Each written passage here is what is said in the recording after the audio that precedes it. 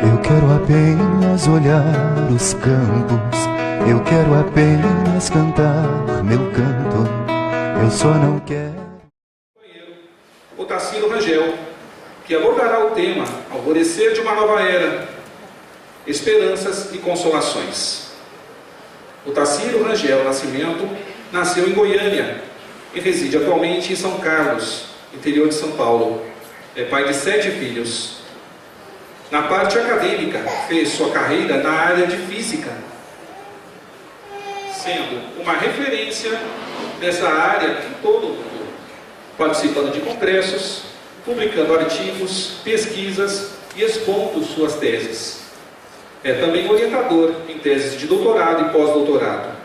Atualmente é professor aposentado pela Universidade de São Paulo, no Instituto de Física de São Carlos. No meio espírita, percorre o Brasil e alguns continentes, proferindo palestras que divulgam a doutrina. Recentemente lançou o livro Das Causas Primárias, seu primeiro livro no meio espírita, um dos mais vendidos no Congresso Espírita de Goiás.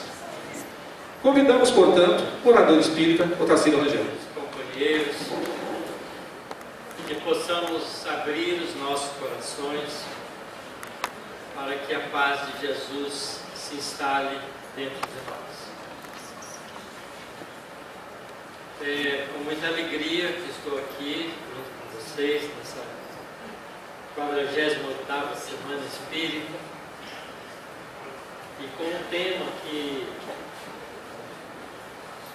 para nós é muito interessante e desafiante, alvorecer uma nova era, porque representa a nossa esperança e o consolo para todos aqueles que querem e lutam por um mundo melhor e vivem num mundo atual cheio de conturbações, violências, guerras, explorações econômicas de diversos aspectos, problemas de terrorismo, de evasão de povos de seus próprios lugares de moradia, enfim, de um mundo que parece caótico e que nós vivemos no cotidiano achando que isso não vai ter fim. Especialmente hoje no Brasil, onde nós vemos convulsões na área político-administrativa do país, ficamos todos estarrecidos de identificar no nosso país, que desejamos ser um país de alegria, de felicidade, tantos desvios de uma rota feliz de vida por conta da falta de entendimento dos valores positivos, espirituais da vida. Então, para nós, alvorecer de uma nova era é uma esperança. E nós não poderíamos falar sobre esse tema sem buscar na doutrina espírita o suporte para o nosso entendimento mais profundo desse tema. Então eu vou usar algumas referências da doutrina para a gente falar sobre isso, mas antes de falar sobre o alvorecer de uma nova era, é importante a gente entender o que nós somos, o que nós vivemos nesse mundo. E para isso, então, nós vamos fazer uma retrospectiva da nossa realidade humana, um pouco de história do nosso mundo, porque assim a gente se localiza e compreende também alguns aspectos que são curiosos e que a gente precisa incorporar para poder ter uma compreensão mais aguda, mais ampla desse tema.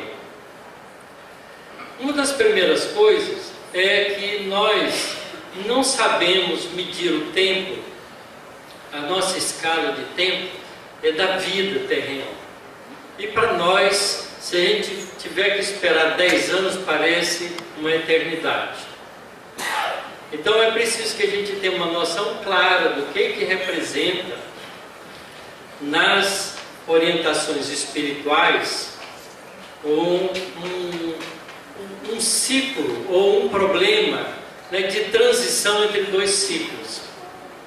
Hoje mesmo, junto com as crianças no planetário, eu perguntei a eles se alguém sabia quanto tempo gasta para o dia deixar de ser dia e virar noite, que é o tempo de transição entre o dia e a noite.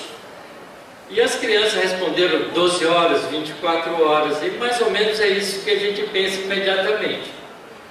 Mas tempo de transição é diferente de tempo de duração. A transição é a mudança de um estado A para um estado B.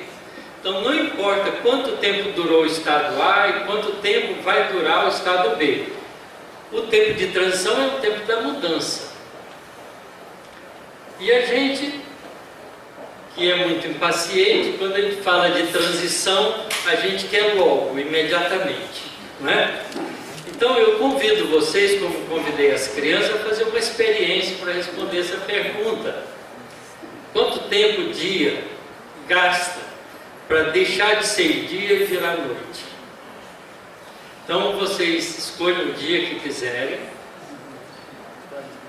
se coloquem num lugar que possam ver o horizonte, olhem na direção do pôr do sol, e quando o sol estiver baixo, começar a querer se esconder, marque no relógio e acompanhe o desaparecimento do sol.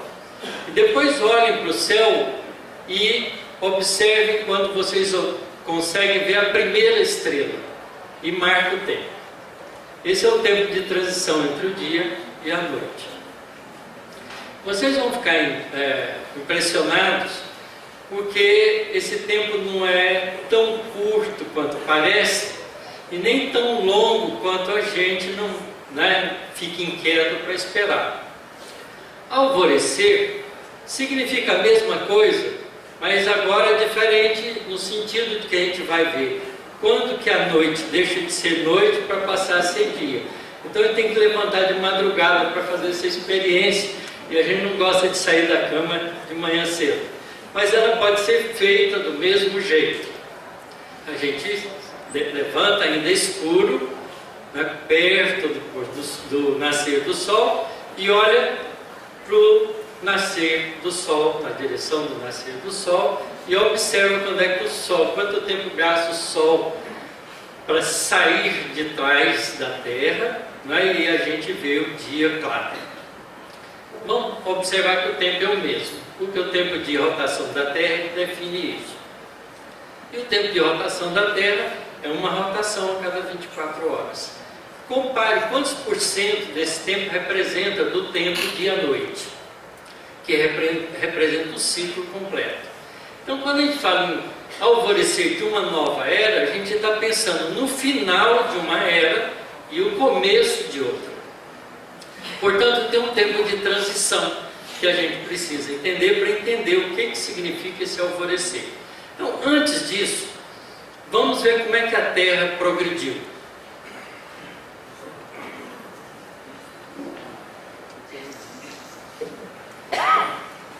Vou fazer uma mudança aqui para eu poder enxergar ali. Então vamos pensar no passado, para a gente saber qual foi o alvorecer da nossa civilização. Porque se a gente está falando em alvorecer de uma nova era, nós precisamos entender como é que nós começamos. Para a gente entender o dia inteiro e chegar no final, ver a transição. Certo? Então, a gente vai falar um pouco sobre o tempo que a gente vivia como homens brutos, não é? Vivia da caça e da coleta. A gente não tinha nada da estrutura de civilização do momento de hoje. São as primeiras atividades do ser humano, as primeiras atividades nossas. Depois a gente vai ver que lentamente a gente passou a fazer mudanças significativas e acabou desenvolvendo a agricultura como um passo importante do estabelecimento da civilização. A gente chama de civilização a vida social organizada em estados, em cidades, em países, com regras e leis sociais que valem para todos. E nós estamos vivendo hoje num momento de fundamental importância na nossa vida, porque o mundo deixou de ser um país e passou a ser uma aldeia global. O que acontece em qualquer lugar do mundo é de interesse de todo mundo.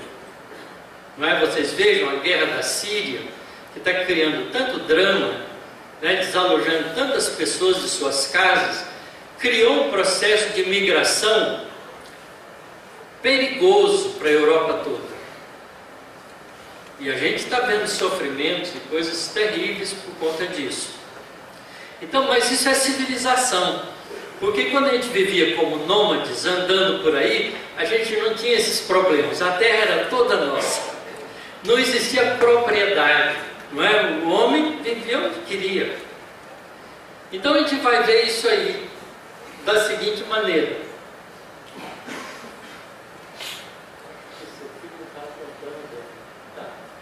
Os primeiros seres humanos, eu acho que eu vou tirar o microfone, vou ficar livre da minha posição. Fica melhor. Então a gente vai ver, os primeiros seres humanos eram criaturas que viviam na savana africana.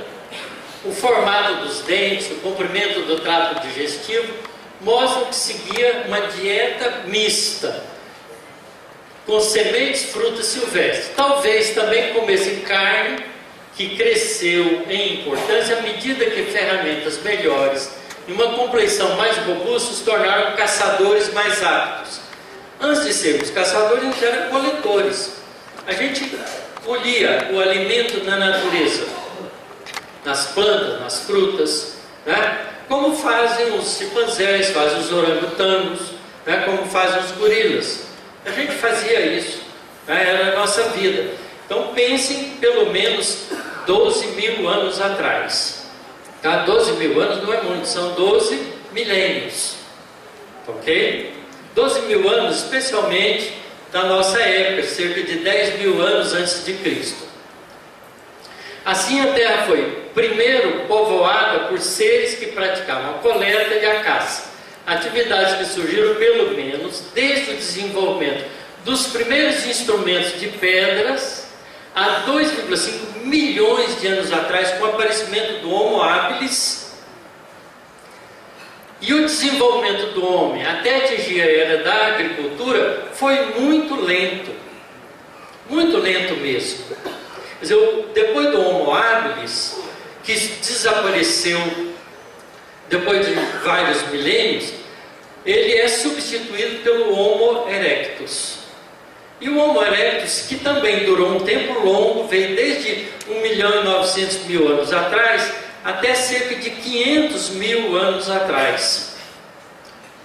E a partir daí ele também desaparece, sendo substituído pelo Homo sapiens neanderthalensis, que não é ainda o Homo sapiens sapiens, que é o Homo neanderthalensis, que durou também um tempo muito longo, porque ele existiu de 400 mil anos atrás até cerca de 40, 35 mil anos atrás, quase recente.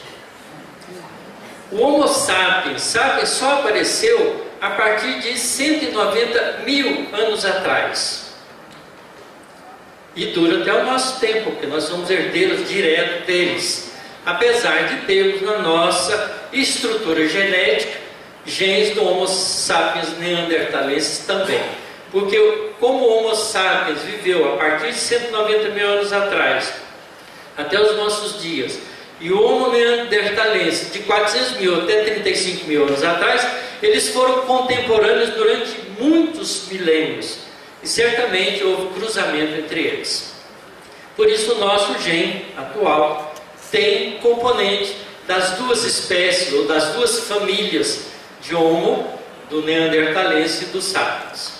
E é por isso que o Homo, essas duas espécies, virou uma espécie única no sentido de que eles tinham diferença entre si, mas todos dois são Homo sapiens. Homo sapiens, a palavra sábio significa sabido, significa que raciocina, tá certo? Na linguagem antropológica. Então, Homo sapiens significa que já pensa, já raciocina, já decide, já toma decisões, já tem livre arbítrio. Isso é importante a gente também saber. A agricultura surgiu apenas por volta de 10 mil anos antes de Cristo. Portanto, ela é muito recente, após o desaparecimento das últimas camadas da Era do Gelo, quando o clima da Terra atingiu o estágio atual. Então, nós tivemos uma Era do Gelo que durou até cerca de 10 mil anos antes de Cristo, quando arrefeceu o clima da Terra, melhorou, esquentou e o homem pôde viver com mais facilidade, encontrando inclusive mais recursos de alimentação. A partir desse período, houve uma explosão sem precedentes do número de seres da espécie humana e seu impacto no mundo foi determinante para a espécie. Do ponto de vista histórico dos historiadores, não há explicações muito claras para essas mudanças e expansão rápida. A gente não encontra explicações por isso. Então existem hipóteses. Uma das hipóteses é que a agricultura, fixando o homem, obrigava ele a desenvolver inteligência para se proteger e para criar mecanismos de sobrevivência. E parando, o homem também podia formar famílias mais longas, maiores, mais duradouras, porque ele ficava menos sujeito à exposição da natureza, porque vivendo em grupo ele se protegia. Então, obrigou também que a inteligência desenvolvesse mais rápido. Essa é a hipótese materialista que a gente observa, né, vinda dos historiadores e dos estudiosos de sociologia. Ok? Alguns marcos, para a gente ter uma ideia mais clara dessa evolução a partir desses 10 mil anos antes de Cristo, para a gente ver como o crescimento foi rápido. Há 9 mil anos antes de Cristo, caçadores se estendem em direção ao sul pelas Américas. Foram as primeiras entradas do homem das regiões da África para a Europa, da Europa para as Américas via o Estreito de Bering, pelo Alasca, pela ligação entre o Alasca e a Rússia de hoje. Naquele tempo ainda tinha muita geleira, não existia mares por ali, eles podiam passar por sobre o gelo e entrar pela América do Norte, vindo até a América do Sul. Mas eram caçadores, faziam isso porque buscavam alimentação através da caça. No Oriente Médio e próximo da África do Norte, entre 9 mil e 8 mil anos antes de Cristo, tem-se informação histórica, resíduos, né, coletados nos estudos antropológicos, de criação de animais domésticos, cultivo de trigo e cevada. São os primeiros passos para a agricultura e para o pastoreio. Revolução Neolítica no Oriente Próximo, início da ocupação permanente, onde o homem começa a deixar de ser viajante pelo mundo, né, para se fixar em lugares. Então ocupam o Oriente Próximo. Olha, a primeira cidade que se tem notícia foi fundada perto de 8.350 a.C. e durou até 7.350 a.C., quase da ordem de 1000 anos. A cidade chamada Jericó, que foi a primeira cidade murada do mundo. Mas não é a Jericó da Palestina de hoje, ela está subterrânea, está descoberta debaixo de terrenos, né, de terra que foi sobreposta, porque cada povo que chega numa cidade destruída, constrói por cima dela. Né? Isso é comum nesses trabalhos de recuperação histórica da civilização. Muito bem, então essa primeira cidade, era uma cidade pequenininha, né, vivia nela talvez umas 500 pessoas, um pouco mais do que isso. E as casas eram imitação das grutas, das cavernas que a gente vivia antes de fazer isso. Eram pedras empilhadas, umas sobre as outras, para fazer uma estrutura de casa. Então uma casa encostava na outra para poder aproveitar, né? As pedras, as paredes eram paredes compartilhadas. Então era uma cidade muito rudimentar.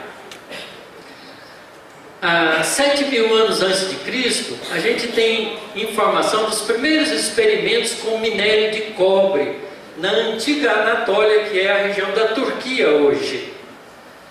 Nessa mesma região forma-se a maior cidade da época, quer dizer, de 8.350, com o aparecimento das primeiras cidades, não é? Nesse período começa a aparecer mais grupos e mais cidades.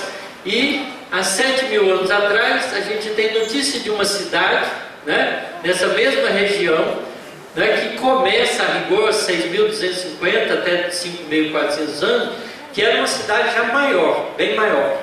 Ela era cerca de 10 vezes maior do que a cidade de Jericó antiga, e chamava Satal Huyuk, na região da Anatólia, ou na região da atual Turquia. 6.500 anos antes de Cristo, a gente tem notícia, né? Tem resultados de pesquisa mostrando o início da agricultura na época, na Grécia e na região do Egeu, estendendo-se pela Europa, através do rio Danúbio.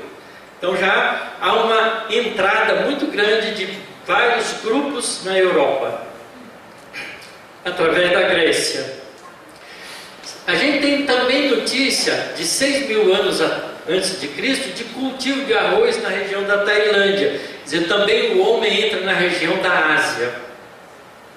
5.000 anos antes de Cristo, a gente começa a ver a colonização da região da Mesopotâmia e início da ocupação agrícola do Egito. E a primeira dinastia do Egito se inicia há 3.100 anos antes de Cristo. Então vejam, medindo de hoje, mais 2.000 anos depois de Cristo, são 5.000 anos de estabelecimento do primeiro povo, a rigor, né, que estabelece uma dinastia que dá continuidade histórica no mecanismo de formação da civilização. E a gente sabe que os egípcios representaram uma contribuição fantástica, que até hoje os estudiosos não entendem muitas coisas que os egípcios deixaram construído. A partir do ano 8.000 a.C., então a gente vê um aumento da população humana muito grande entre 8.000 e 4.000 anos antes de Cristo, um fator 16. O fator 16 é muito grande. Imagina, por exemplo, em 1800.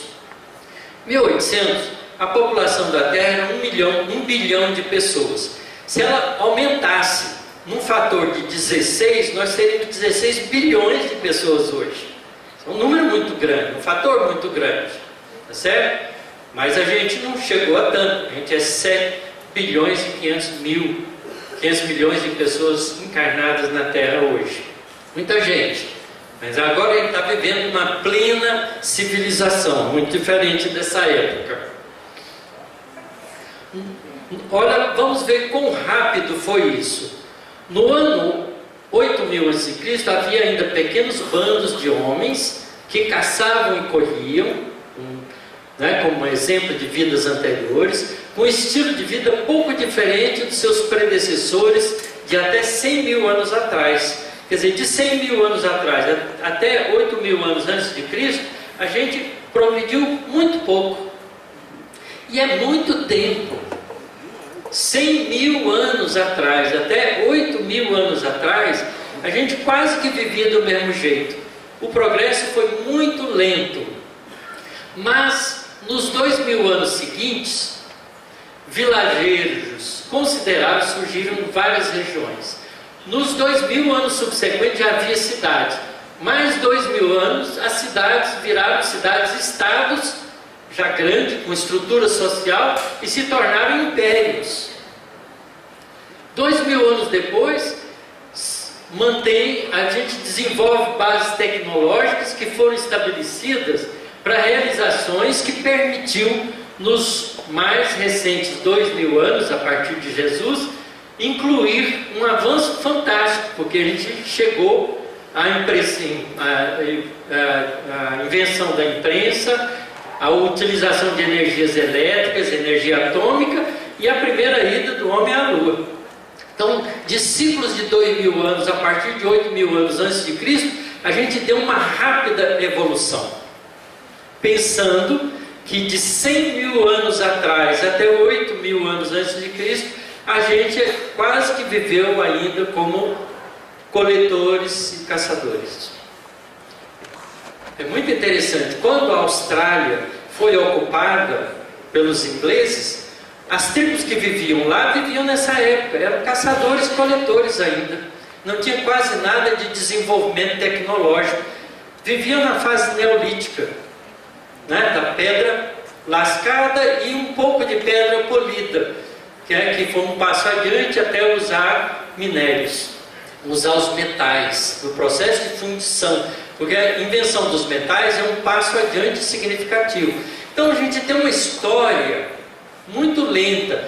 Aí a gente pode perguntar, quanto tempo durou a transição do homem na Terra, pensando como seres, como espírita que somos, do mundo primitivo para o mundo de provas e expiações? A transição foi da ordem de coisas de 10 mil anos, né? Um tempo demorado para começar então os primeiros passos da civilização. Agora, por que razão a gente desenvolveu tão rápido nesse período? A gente vai descobrir isso na doutrina espírita. Ela tem a resposta para nós. Começa Emmanuel no livro A Caminho da Luz, dizendo o seguinte: nos mapas zodiacais que os astrônomos terrestres compulsam em seus estudos, observa-se desenhada uma grande estrela na constelação do Cocheiro, que recebeu da Terra o nome de Cabra ou Capela. Capela significa cabra pequena, certo? Magnífico sol entre os astros que nos são mais vizinhos. Ela, na sua trajetória pelo infinito, faz-se acompanhar igualmente de sua família de mundos, de planetas, cantando as glórias divinas do ilimitado. A sua luz gasta cerca de 42 anos para chegar à face da Terra, considerando-se desse modo a regular distância existente entre Capela e o nosso planeta, já que a luz percorre o espaço com velocidade aproximada de 300 mil km por segundo. Vamos pensar um pouquinho nisso. A velocidade da luz, 300 mil km por segundo. Qual é essa distância que vocês conhecem de 300 mil quilômetros? Da Terra à Lua. A distância da Terra à Lua é da ordem de 380 mil quilômetros. Então a luz gasta pouco mais de um segundo para sair de lá e chegar aqui. Tá certo? Imagine. Agora você passa 42 anos viajando com a velocidade da luz. Aí chega em Capela. É logo ali. Sabe por que é logo ali? Sabe qual é a distância do Sol até o centro da nossa galáxia? 30 mil anos-luz. Quer dizer, se ele viajasse com a velocidade da luz, sentasse num raio de Sol, né, num fóton, e viajasse com a velocidade dele, saindo do Sol para ir em direção ao centro da nossa galáxia, a gente ia gastar 30 mil anos. A distância, o diâmetro da nossa galáxia é de 100 mil anos. A gente gastaria numa viagem, né, de luz 100 mil anos para sair de uma beirada da nossa galáxia e na outra. Então, 42 anos é logo ali, pertinho. Então é uma estrela vizinha. Sabe qual estrela vizinha que nós temos? Sírius. Por que eu estou falando de Sírius? Porque quem já leu Renúncia vai ver que a nossa querida Alcione, personagem importante do Romance mora num planeta que gira em torno de Sírius. E Sírius está a 9 anos-luz de nós, é mais perto do que Capella. Ok? A gente já descobriu um monte de planetas em volta de estrelas que estão a 26 anos-luz de nós, 105 anos-luz de nós, 260 anos-luz de nós. Já descobrimos planetas. Nós já temos mais de 1000 planetas descobertos em torno de estrelas diferentes do Sol. Quer dizer, existe muito mais sistema planetário do que a gente imagina. Então, sair de um sistema planetário que gira em torno de Capella para vir para cá, não é tão longe assim. Tá bom? Então, isso faz sentido o que Emmanuel está dizendo aí. Quase todos os mundos que lhes são dependentes, porque há vários planetas girando em torno de Capella, já se purificaram física e moralmente. Examinadas as condições de atraso moral da Terra, onde o homem ainda se reconforta com as vísceras dos seus irmãos inferiores, como nas eras pré-históricas da sua existência, marcham uns contra os outros ao som de hinos guerreiros, desconhecendo os mais comezinhos princípios de fraternidade e pouco realizando em favor da extinção do egoísmo, da vaidade e do seu infeliz orgulho. Essa é a nossa realidade. Eu não sei se está dando para ver aqui, porque tem muita luz aqui, não sei se dá para apagar essas luzes, mas eu vou mostrar para vocês onde fica Capella, né? A gente tem, dá uma viradinha também, aí tá bom, aí já deu.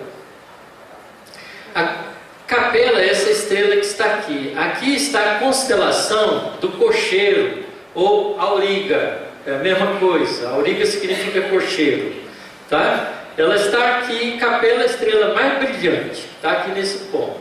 Ela fica ao norte das constelações zodiacais do Touro, que está aqui em cima, e dos Gêmeos, que está aqui embaixo, olha, Pollux, né? E Castor. São as duas estrelas mais importantes da constelação de Gêmeos. Ela fica aqui, então. Isso aqui a gente pode ver através de um programa do computador chamado Stellarium. Todo mundo pode baixar. Entra no Google, escrevam Stellarium do jeito que está aqui, baixa o programa, vocês vão poder ver o sol todas as noites, ver o céu todas as noites do jeito que ele passa. Vocês põem a data atual, o local que vocês estão, escrevem lá, e vocês vão ver o céu como se você estivesse olhando lá fora. Aí pode identificar com facilidade as estrelas no céu.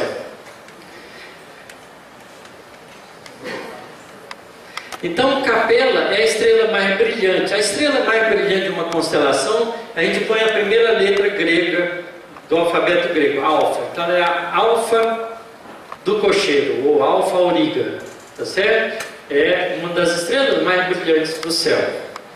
Mas essa estrela é muito curiosa, porque ela não é uma estrela, ela é uma estrela dupla. São dois sóis. Se tiver algum cabelinho aqui que lembra, vai ter saudade de ver dois sóis. Pode ser que tenha. O primeiro par de Capella, que é um par de duas estrelas, é constituído por duas estrelas gigantes de classe G. Uma dessas estrelas tem um diâmetro de cerca de 12 vezes o diâmetro do Sol e a massa de cerca de 2,7 vezes a massa solar. Então, além de ser mais massivo, ela é também maior, 12 vezes maior. Mas a sua temperatura na superfície é da ordem de 5.200 graus Celsius.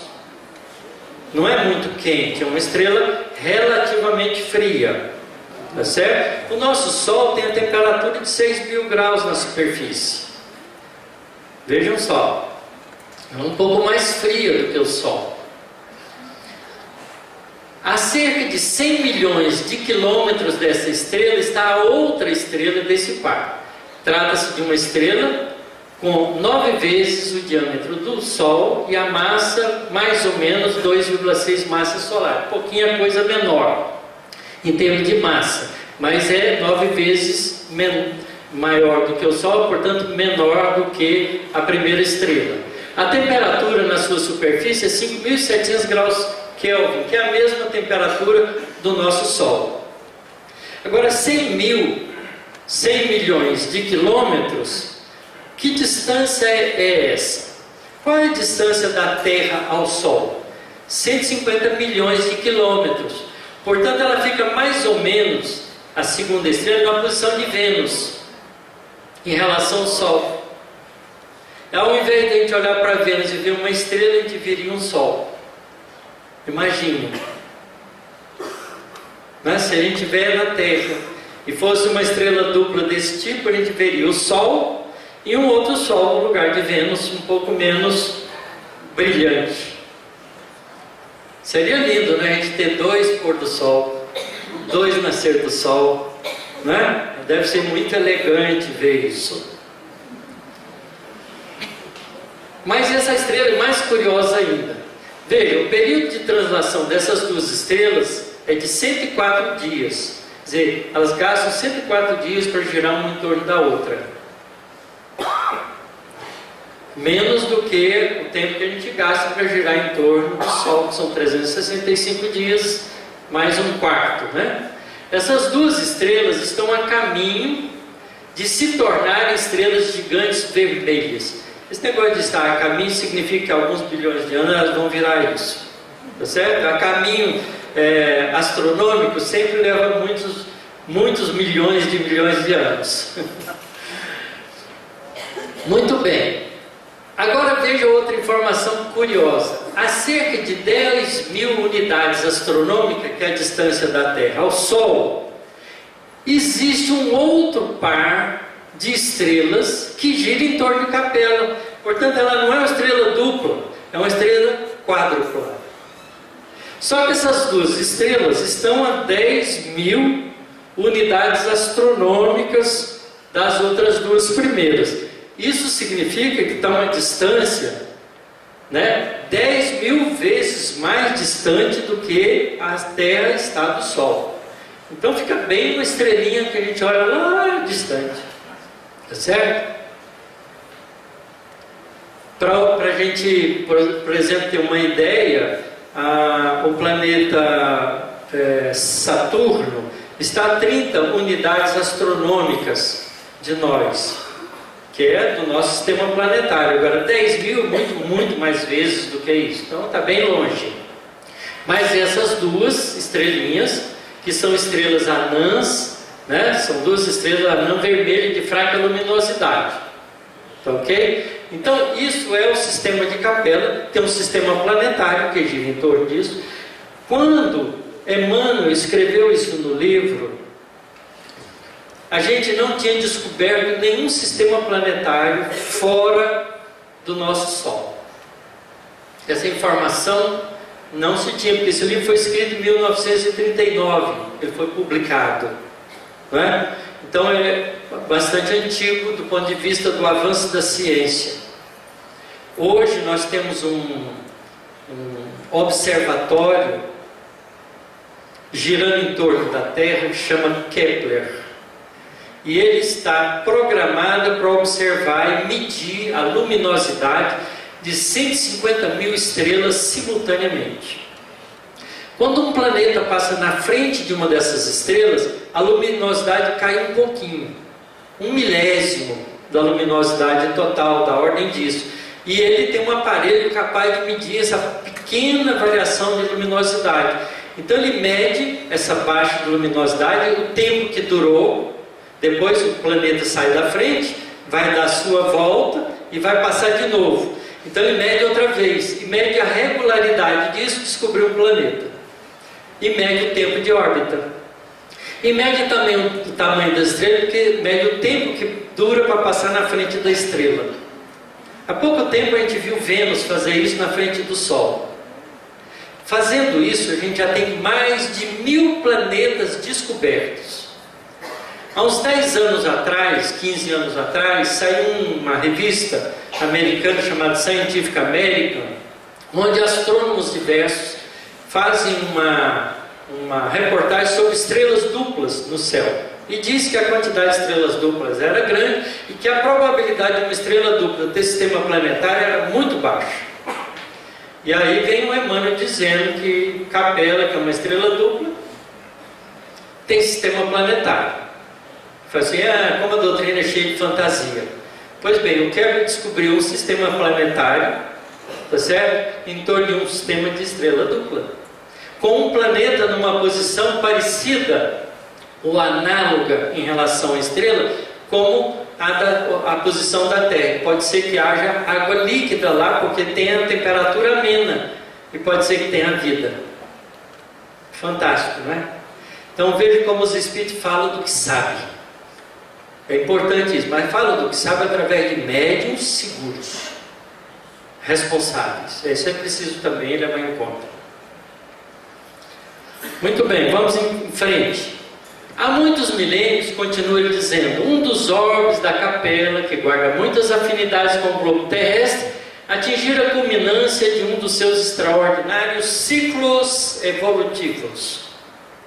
As lutas finais de um longo aperfeiçoamento estavam delineadas, como ora acontece convosco relativamente às transições esperadas no século XX, nesse crepúsculo de civilização.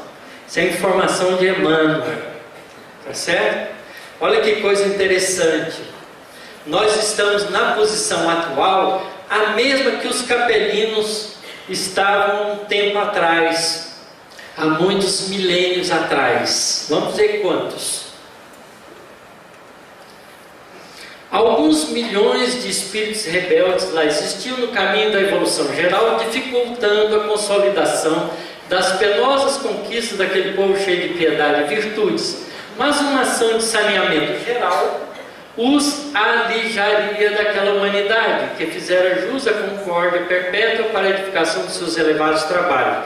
Houve um exílio de espíritos que foram tirados desse mundo de Capella, que gira em torno de Capella, e trazidos justamente para a Terra.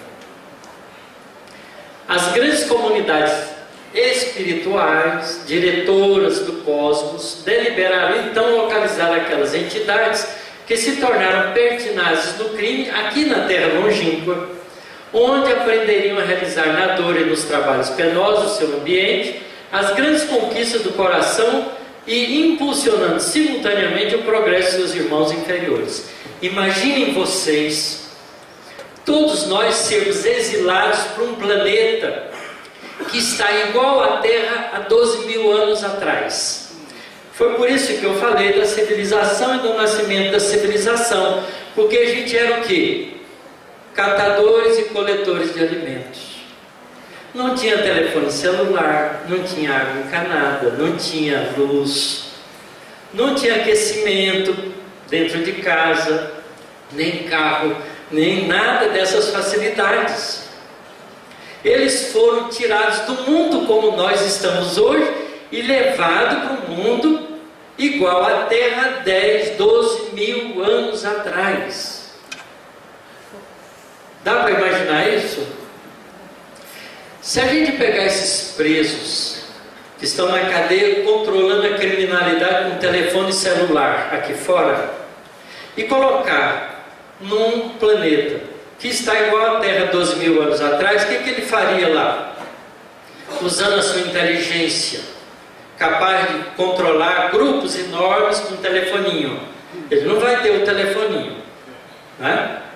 Gritar não adianta, tá certo? Porque vai atrair os tigres e leões para comê-lo. Então ele vai ter que arranjar um jeito de usar a sua inteligência para sobreviver. Se encontrar outras pessoas, o que ele vai fazer? Liderar. Ser líder de povos. Para fazer e montar sobrevivência. Veja como é inteligente a bondade divina. Não nos pune, nos dá condições de não fazer coisa errada e usar o que a gente já tem de recurso para fazer coisa certa, mesmo que a gente sofra com isso. A gente, se ficar uma semana sem energia elétrica, vira um caos na nossa casa, não é? Imagine ficar milênios assim. E quem resolve isso não é decisão de qualquer pessoa. É de uma comunidade espiritual diretora de sistemas planetários. E claro, Jesus fez parte dessa comissão. E por isso concordou e achou prudente trazer esses espíritos para a Terra. Ok? Foi assim que Jesus recebeu à luz do seu reino de amor e de justiça aquela turba de seres sofredores e infelizes. Com a sua palavra sábia e compassiva, exortou essas almas desventuradas à edificação da consciência pelo cumprimento dos deveres, de solidariedade e de amor no esforço regenerador de si mesmas. Mostrou-lhes os campos imensos de luta que se desdobravam na terra, envolvendo-as no halo bendito de sua misericórdia e de sua caridade sem limites. Abençoou-lhes as lágrimas santificadoras, fazendo-lhes sentir os sagrados triunfos do futuro, prometendo-lhes uma colaboração cotidiana e futuramente a sua vinda. Olha que elegante. E aí, quem estiver esperando o planeta Chupão, pode descer do cavalo, porque não tem planeta Chupão, tem Jesus para fazer esse trabalho. Tem espíritos superiores capazes de controlar isso. Não é catastrófico, faz parte de um processo cósmico. Portanto, não é acidental, é natural num processo de encerramento e início de novos ciclos de evolução. Não dá para consolar a gente? Então esse negócio de ficar esperando o fim do mundo é bobagem, né? É atraso espiritual nosso. Eu não tenho que esperar fim de nada. Eu tenho que trabalhar para um novo começo. Um começo de um ciclo melhor. Ok? É muito consolador essas palavras de Emmanuel. Aqueles seres angustiados e aflitos que deixaram atrás de si todo um mundo de afetos, não obstante seus corações empedernidos na prática do mal, seriam degradados na face escura do planeta terrestre. Andariam desprezados na noite dos milênios da saudade e da amargura. Reencarnariam no seio das raças ignorantes e primitivas, a lembrarem o paraíso perdido nos firmamentos distantes. Um grande acontecimento se verifica no planeta nessa época que eles vêm para cá. É que com essas entidades eles provocam um processo de mutação genética, nasceram órgãos ascendentes das raças brancas. Então quem existia aqui? A raça negra e a raça amarela. Eles vêm formar a raça branca.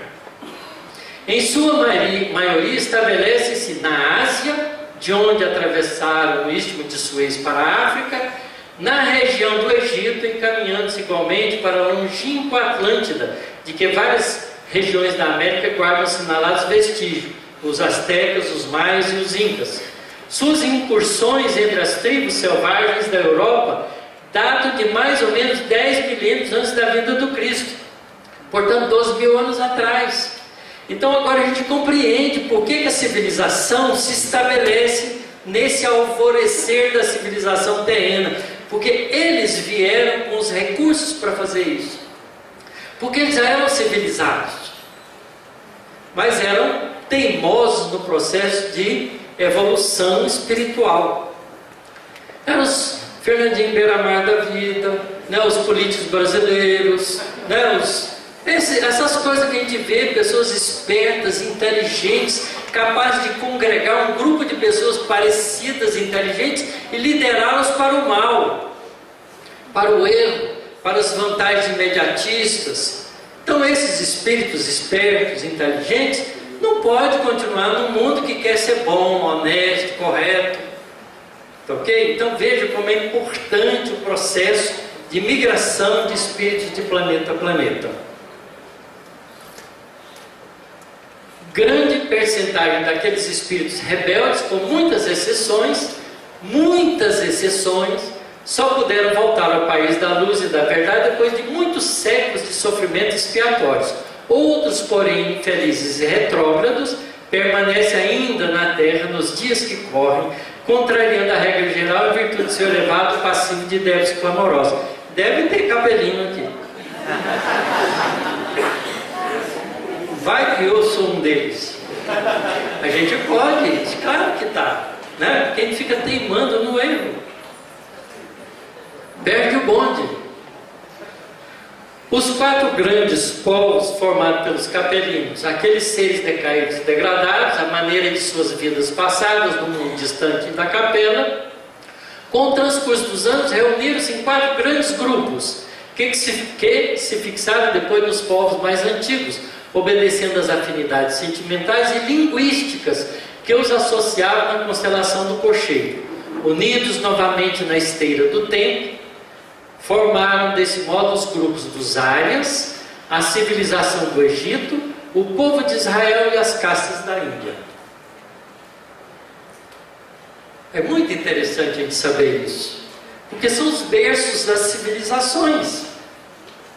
Agora a gente entende por que cresceu tão rápido, porque teve lideranças inteligentes, mas não tão bondosas como deveria, não é? Ensinaram também a guerrear, a matar. Então, se a gente é terreno da terra, né, a gente aprendeu com eles muitas coisas boas e ruins, né? A gente também tem o livre-arbítrio para fazer escolha só das boas se quiser.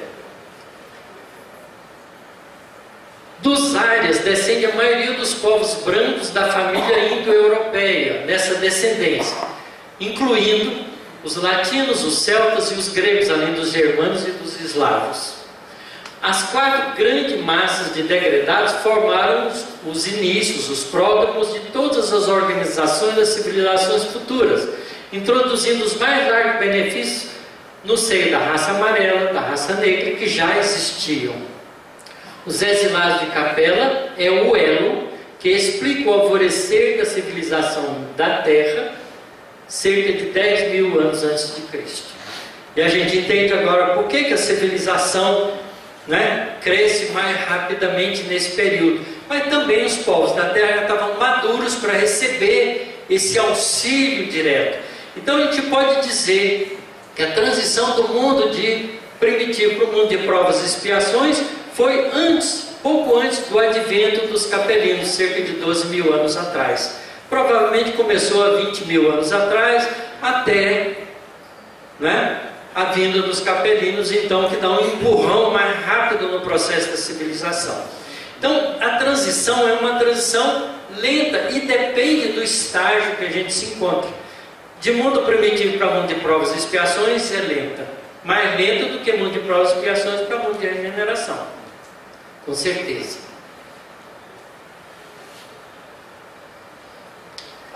A nova era surge para a Terra nos mesmos moldes do passado, porque essa história se repete pelo cosmos afora. Lembrando que a Via Láctea é um arquipélago de estrelas, com pouco mais de 100 bilhões de estrelas. A gente tem muitos planetas na fase do nosso. Muitos planetas na frente e muitos planetas atrás. Isso faz parte da criação divina.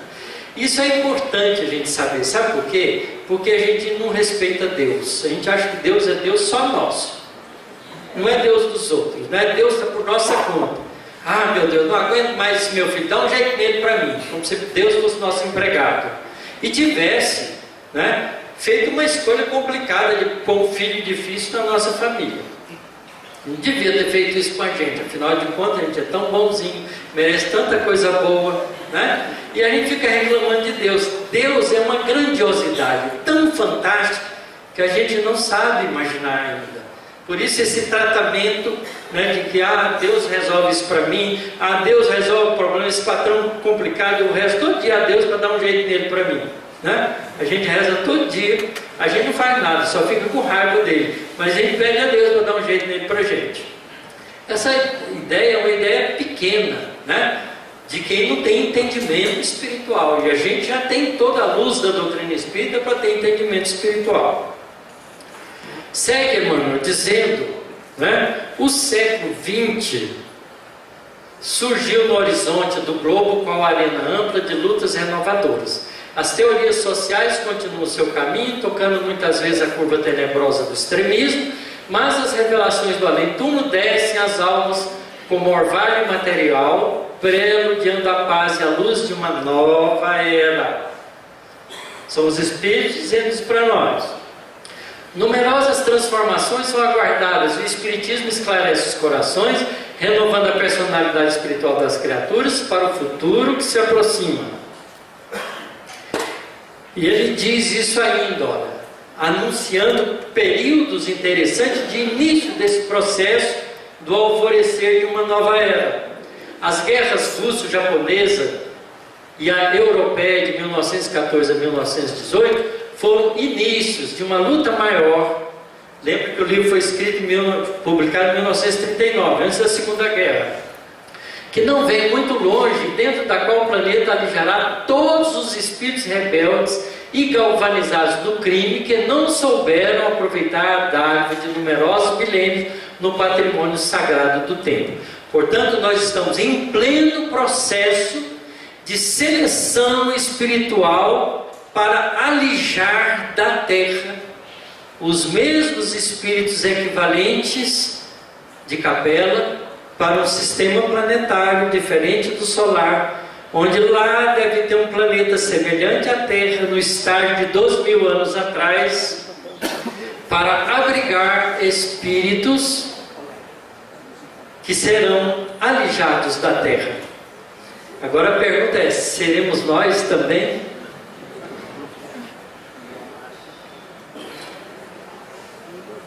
Então a Terra, como aquele mundo longínquo da Capela, ver-se-á livre das entidades endurecidas no mal, porque o homem da radiotelefonia e do transatlântico, e agora da internet, precisa de alma e sentimento a fim de não perverter as sagradas conquistas do progresso.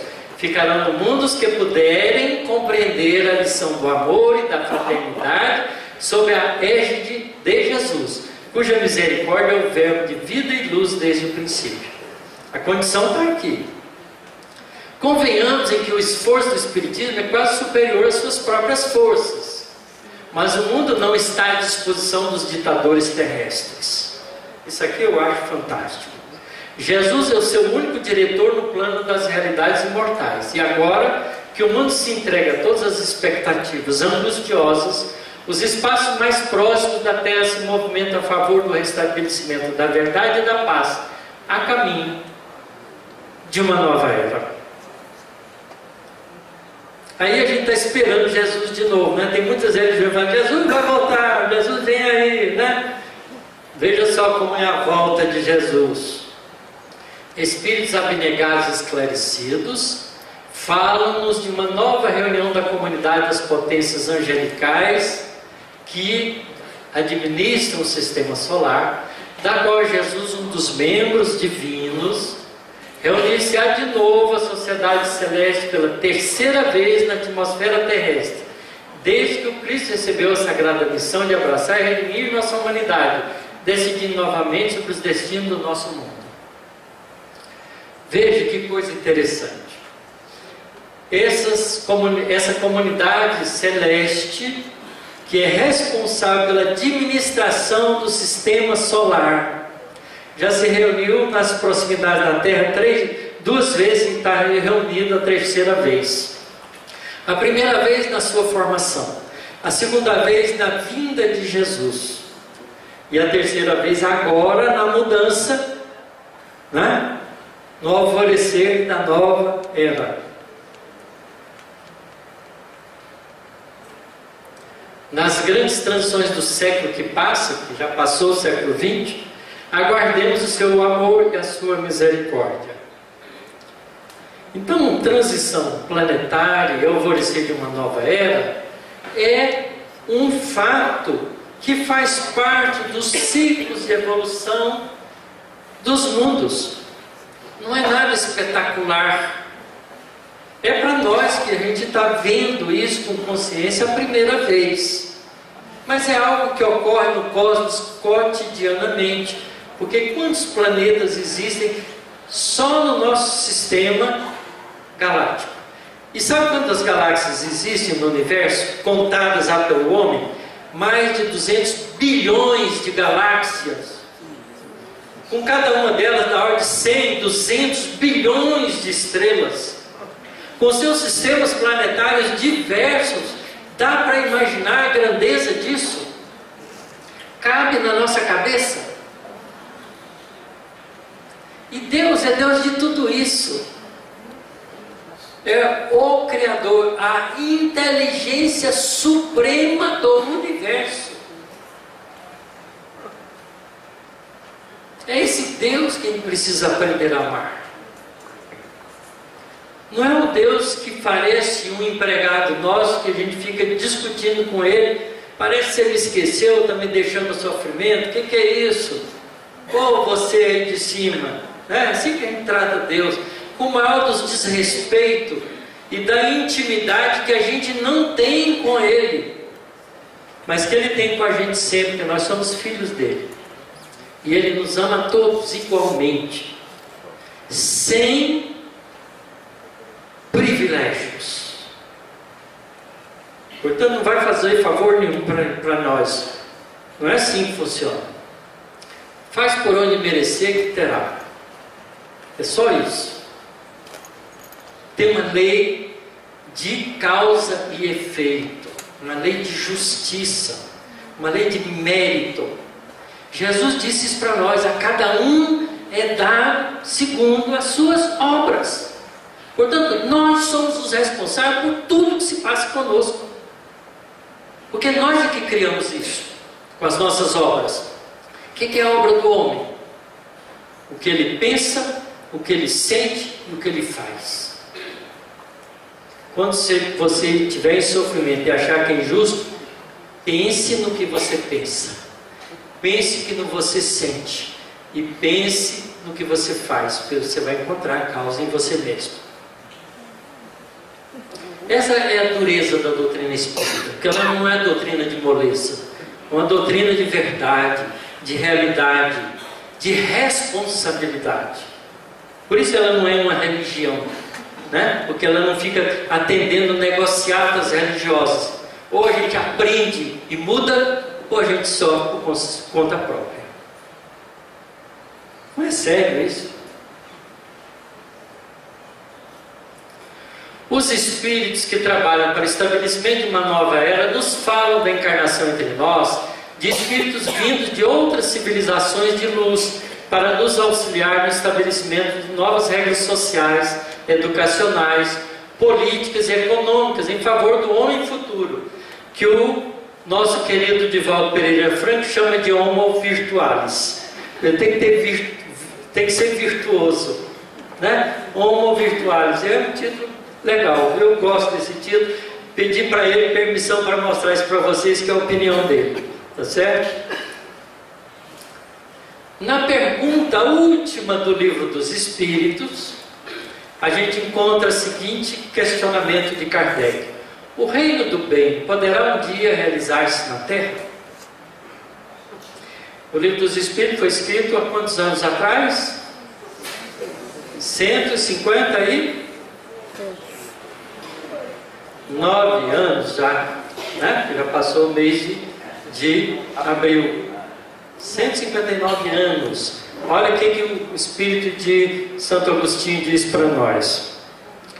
O reino do bem poderá um dia realizar-se na Terra? O bem reinará na Terra quando, entre os espíritos que a vêm habitar, os bons superarem os maus.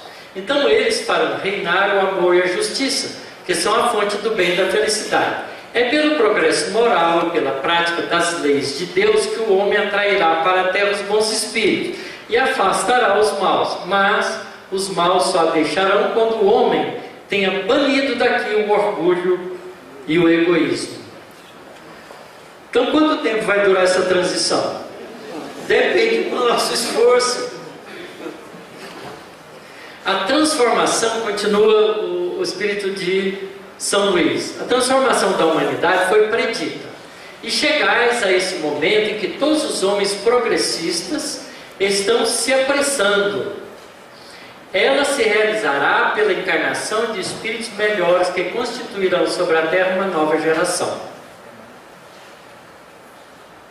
Então os espíritos dos maus que a morte ceifa diariamente E todos os que tentem deter a marcha das coisas serão excluídos, porque estariam deslocados entre os homens de bem, cuja felicidade perturbaria.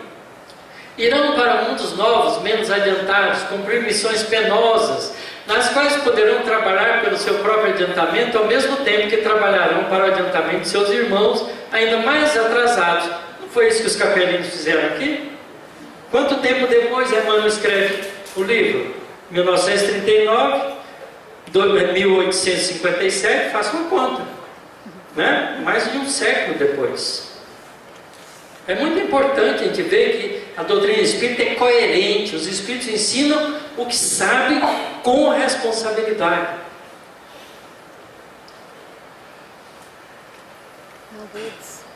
Não vedes na sua exclusão da terra transformada a sublime figura do paraíso perdido. A ideia do paraíso perdido quem trouxe para nós foi os capelinos. Eles é que perderam o paraíso. E no homem que veio à terra em condições semelhantes, trazendo em si os germes de suas paixões, os traços de suas inferioridade primitiva, a figura não menos sublime do pecado original, porque eles chegaram aqui com orgulho e vaidade, com o pecado original da terra deles. Aqui não tinha isso ainda. A gente era os terráqueos, nós os terráqueos, né? Não sei se eu sou capelino, mas estou me incluindo entre os terráqueos, né? Nós, os terráqueos, estávamos aqui aprendendo, só. Considerado dessa maneira, o pecado original se refere à natureza imperfeita do homem, que só é responsável por si mesmo, por suas próprias faltas e não pelas de seus pais. Quer dizer, tirando a interpretação errônea, né, do mandamento de Moisés: o amarás o Senhor teu Deus de todo o coração, de toda a tua força, não farás imagem de mim, sou de qualquer espécie, usando símbolos da vida material, né? Porque eu sou um Deus zeloso e puno aqueles, a iniquidade daqueles, né, nos filhos na terceira e quarta geração, não até a terceira e quarta geração. A palavra que está lá na Bíblia devia ser na terceiras e quartas gerações, porque deu tempo do pai que fez a besteira morrer e reencarnar como neto dele mesmo, na terceira e quarta geração. Então, ele vai pagar pelo que ele fez, não o filho, não tem nada a ver com isso. Está certo, mas tem que entender a lei da reencarnação.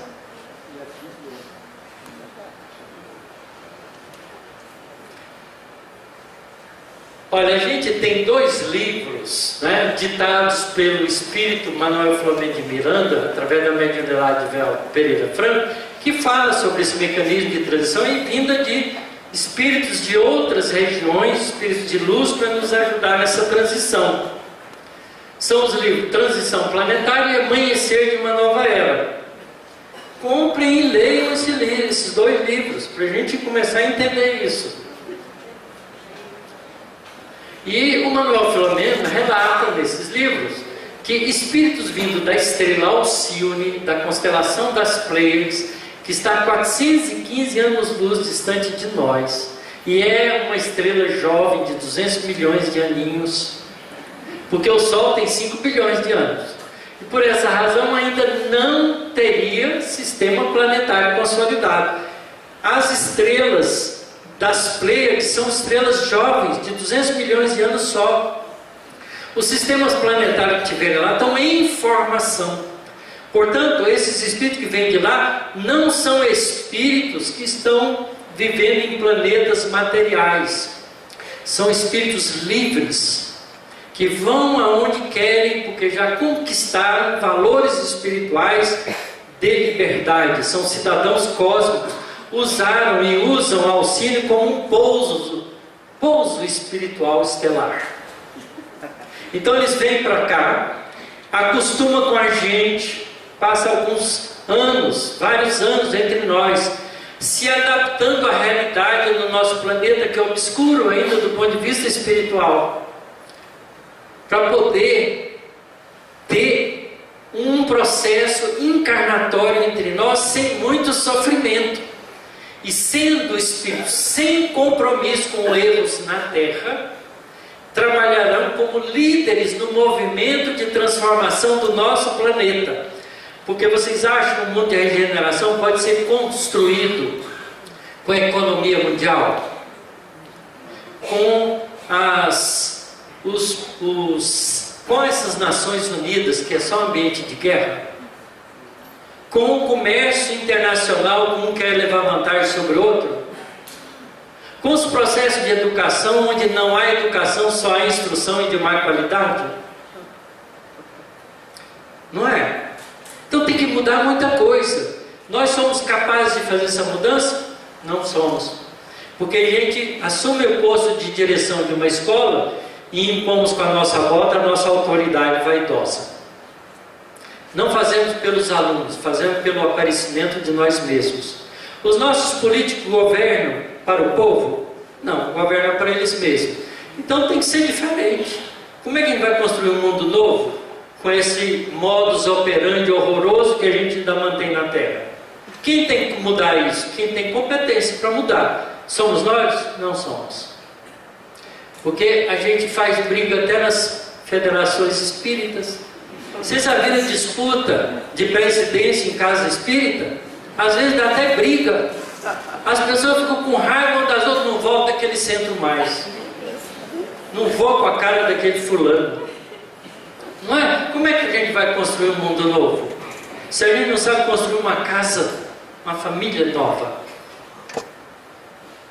Se a gente vai num congresso espírita, como acontece aqui em Goiânia, e não desliga o celular, fica com aquele passarinho cantando na orelha de todo mundo. Aí não respeita o semelhante, como é que a gente pode querer um mundo novo? Nem nós, os espíritas, que sabemos disso, estamos nos comportando como deve para viver num mundo novo.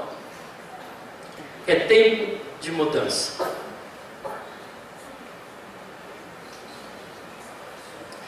Isso nos faz concluir que esses espíritos já estão tão adiantados, que já libertaram dos processos reencarnatórios, estão se adaptando aqui para fazer isso por amor. A Terra então contará com o apoio de espíritos superiores, de mundos felizes, que nascendo entre nós contribuirão para novas propostas políticas, novas propostas econômicas e educacionais, para a redenção definitiva dos espíritos da Terra. Essa informação é o suporte para as nossas esperanças em um mundo melhor e também nos consola para suportarmos as mudanças duras que estão chegando e estabelecendo a transição planetária. Esse é o verdadeiro significado do final dos tempos. E finalmente, o espírito de São Luís, naquela última pergunta, a última resposta, continua dizendo para nós: vós todos, homens de fé e de boa vontade, trabalhai, portanto, com zelo e coragem na grande obra da regeneração, porque colhereis centuplicado o grão que tiver semeado. Se não fizermos isso, infelizes do que fecham os olhos à luz, pois preparam para si mesmos longos séculos de trevas e decepções. Infelizes dos que colocam todas suas alegrias no bem desse mundo, pois sofrerão mais privações do que os gozos que desfrutaram. Infelizes, sobretudo, os egoístas, porque não encontrarão ninguém para os ajudar a carregar o fardo das suas misérias no mundo de provas e expiações atrasado, que nem a Terra era 12.000 anos atrás. Aqui é o significado, é o selo do mundo espiritual para quem quiser ficar na Terra, no mundo de regeneração. Bem-aventurados os mansos, porque eles herdarão a terra. Jesus. Eu estou fazendo um esforço danado para me amansar, viu, gente? E eu acho que é isso que Ele tem que fazer conosco. Temos que nos amansar, temos que aprender a ser solidários, fraternos, respeitosos. Não para na frente da garagem de ninguém, não para no lugar do idoso, não para no lugar do descapacitado. Respeite as regras. Não comam dentro dos supermercados. Não avance em sinal. Tenha paciência com o indivíduo que está na sua frente, que não sabe dirigir direito. Quer dizer, tudo isso faz parte de um mundo novo. A gente pensa que a gente vai ficar livre dele e vai fazer o que quer. Não é assim, não. Se a gente quiser fazer o que quer, a gente vai para o mundo velho. a escolha é nossa. Então o alvorecer de uma nova era já está acontecendo. Mas se nós ficamos e fazemos parte dessa nova era, é decisão de cada um. Bem-aventurados os brandos, os mansos, porque eles herdarão a terra. A condição é essa. Que Jesus nos dê bastante força para a gente compreender isso com muita agudez na nossa capacidade de entendimento e coloquemos isso em prática desde ontem, porque já não há mais tempo para arrependimentos. Muito obrigado pela paciência de vocês. Eu quero apenas olhar os campos, eu quero apenas cantar meu canto.